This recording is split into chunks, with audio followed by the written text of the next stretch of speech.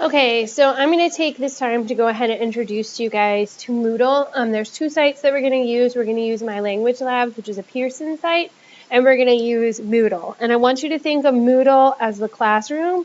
I don't want you to think of My Language Labs or the Pearson site as our book and our workbook. So you're going to always need to go to both. I know sometimes people want to go to one or the other, but that's not going to be possible. You're going to have to go to both. Okay. So when we get started, you can see there's okay.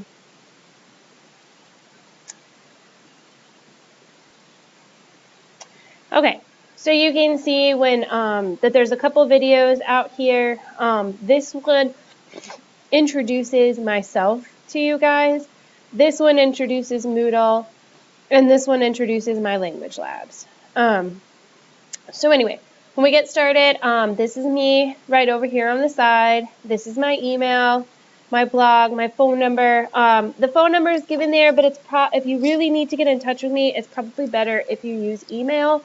And the only reason why I say this is because we all teach, or at least I do. I teach 6 classes, and I travel to High Point one day out of the week. And when we're not teaching, we also are advising, and we do committees, so we're not always at our desk. So email sometimes, and also, what if you have a problem at like 6 or 7 o'clock at night? Well, I'm not going to be at my desk to get your phone call, but I do have my personal phone, and I'm probably going to see an email from you. I can't guarantee that I will answer every email in the evening, but I do check my phone a lot, and so I do end up answering emails. With that being said, though, if you look here, I do want to, I think I have that information here. Okay, it's probably when I get into the syllabus, but here it is. My email policy is 48 hours, Monday through Friday, between the hours of 8 and 2.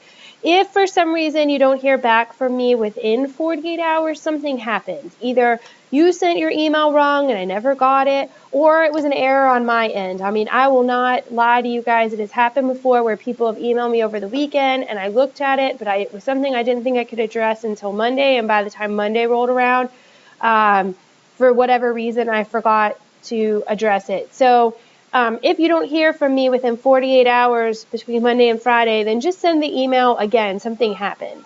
The other way that we could communicate is also Skype.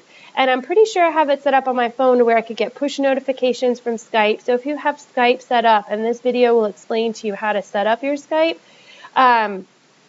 then I might actually see your messages as a text message on my phone.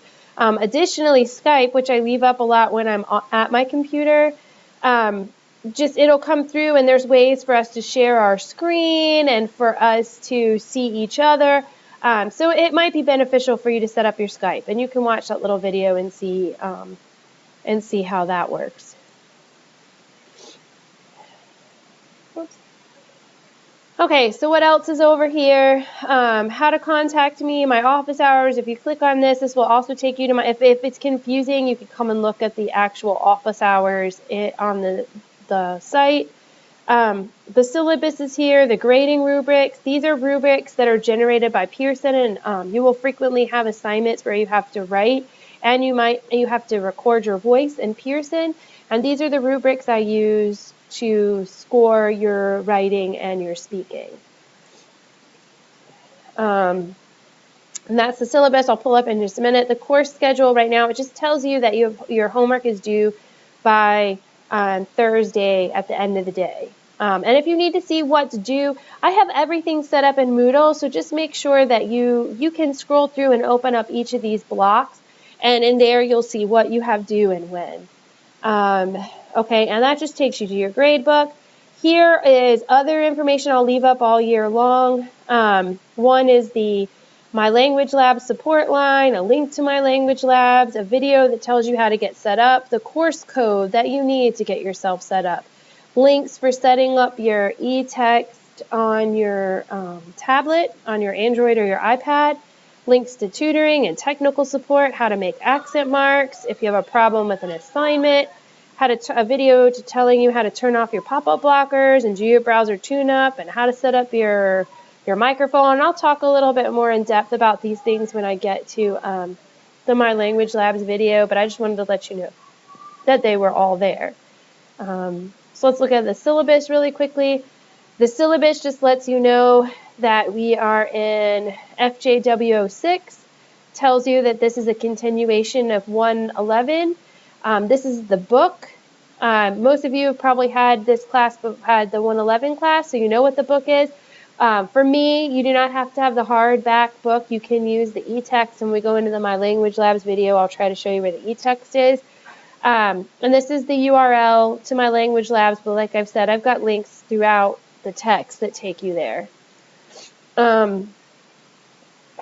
What you need, though, is to make sure that you have your computer, you have access to high-speed internet, you have access to your email, Moodle, Skype if you choose to communicate with me that way. And you need to make sure that you have a way to record yourself and to listen to spoken Spanish through Pearson. And most computers have all of this built in, but if it does not, then you need to make sure you have a microphone and headset. Just any way that you can to hear spoken Spanish and to record your voice. This is my contact information, which you already saw. This is also information about our class, about when we meet, when the census date is. Remember that by the census date, you guys are a hybrid, so we have to meet at least once before the census date. Our census date is the 23rd, so you just need to make sure that you show up to class on or before the 23rd. Otherwise, you have to get dropped. And withdrawal, there's your withdrawal date. It's the 3rd of April. And so if you choose to withdraw from the class, you need to make sure you do it by then. Otherwise, you're going to get, if you just stop coming to class, you'll get an F. You have to officially do it. This tells you what you have to be, what we hope for you to be able to do at the end of the class.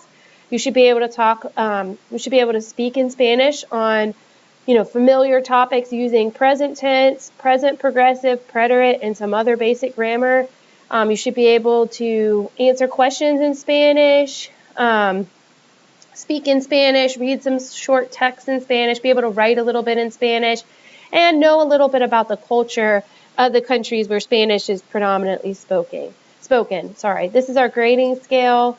This is how I will evaluate you, and just make sure that you're doing everything. I mean, most students who do poorly in class, it's because they're not doing their assignment. So even if it looks like a small assignment to you, you can see that homework and cultural activities add up. If you add them together, that's 25 points. So if you fail to do them at all and just focus on your tests and your quizzes, even if you got 100 on all your tests and quizzes, you're looking at what, like a 75? So you have to do everything. Don't think, oh, it's a small assignment, I can let it go. You need to do everything.